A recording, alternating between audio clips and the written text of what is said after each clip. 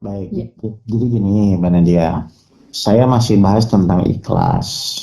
Oh, ya. Allah tuh memerintahkan menyuruh kita tuh ikhlas, bahkan harus kecuali tanpa, kecuali selain kan. Intinya adalah Allah menyuruh kita ikhlas. Nah, sekarang saya mau nanya, hal yang mendasar kenapa kok Allah tuh menyuruh kita ikhlas Mbak Nadia?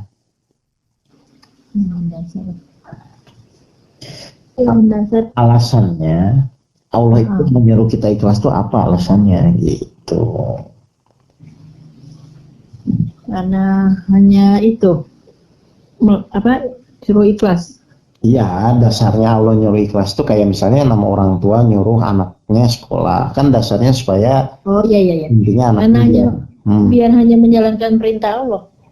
Oke, atau kalau saya pakai bahasa yang lebih gampang itu kan Allah nyuruh ikhlas itu kan supaya sesuai dengan keinginan Allah kan.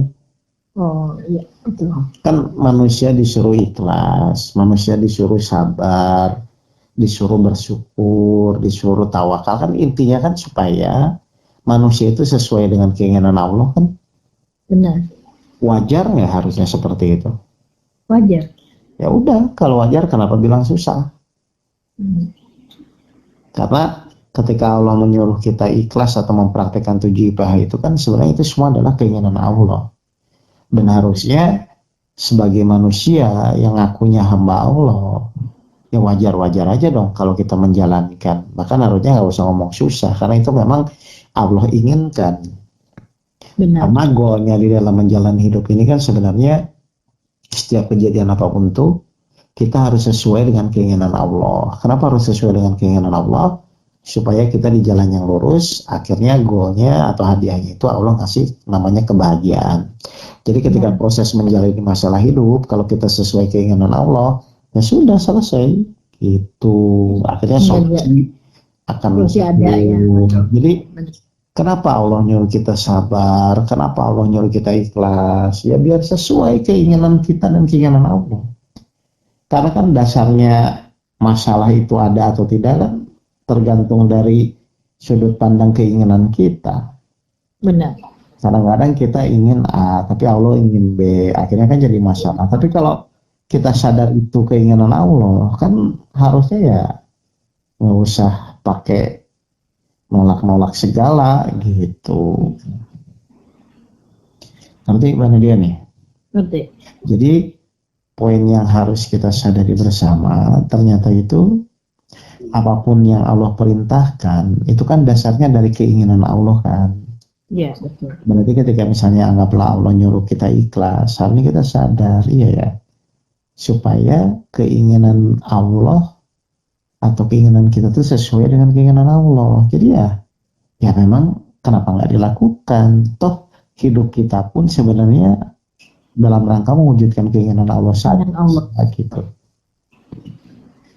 Jadi tidak ada itu cerita yang namanya frustasi, marah, emosi. Kenapa? Karena dari awal udah sadar. Ya pas misalnya keinginan kita tidak terwujud, ya wajar-wajar aja. Kita juga bukan untuk mewujudkan keinginan kita kok. Karena yang paling utama itu ya memang kita harus mewujudkan keinginan Allah itu.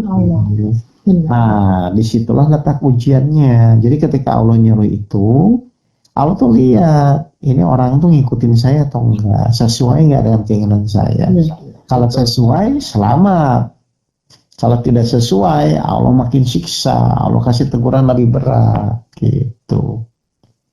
Benar. Akhirnya jadi kita berperang dengan kayak nafsu, perang nafsu juga ya? Ya, nafsu itu kan alat untuk mewujudkan keinginan atau membuat manusia itu kan keinginannya kan berdasarkan dari nafsunya. Makanya sebenarnya kan ujian itu kan tolak ukurnya adalah apakah nafsu kita bisa mengikuti keinginan Allah atau tidak. Kalau bisa mengikuti berarti lulus. Kalau gagal kan begitu aja sebenarnya.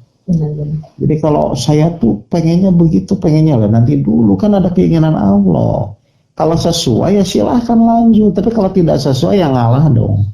Masa melawan terus gitu loh. Iya banyak mau. Ya itu masih yang kemarin kalau ke itu ya share yang 7 nafsu yang mana ya kan? Atau misalnya simpelnya gini lah Mbak Nadia. Misalnya Mana dia lagi nyetir motor, tiba-tiba di hadapan kita ada bis gede atau truk gede lagi nyalip. Badan dia tuh tetap nekat nerjang itu karena si bis itu salah, atau badan dia berhenti. Berhenti. Ya meskipun kita dalam posisi benar pun misalnya ya, karena memang depannya bis, percuma kita lawan kan? Iya pasti. Benar. Ngerti nggak ini? Iya ngerti, paham. Kita Jadi dalam nanti posisi salah. Sekarang pas kita menjalani hidup, di depan kita ada keinginan Allah. Kita tetap punya juga keinginan. Tiba-tiba Allah tetap memaksa. Lah harusnya kita ngikutin atau tetap ngelawan? ikutin. Ya udah jangan ngelawan. Lawan celaka kan? Lo otomatis yang bisa aja celaka apalagi ngelawan dan pasti nggak akan menang ke percuma. Benar. Tapi banyak kan sekarang orang kayak gitu. Ya karena ketidaktahuan itu.